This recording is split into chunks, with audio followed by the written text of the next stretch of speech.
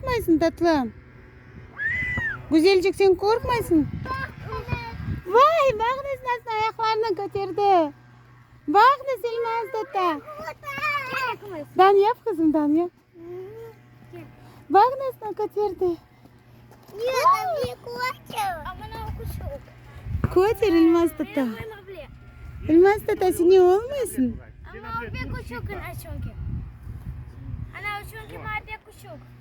Öyle. Alçak öyle.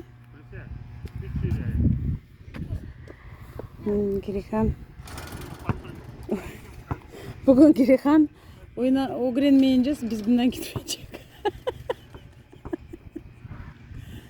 Anne öyle takatlı oğlan.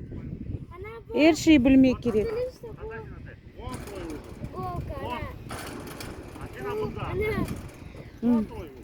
Yani bu bilirsin ya.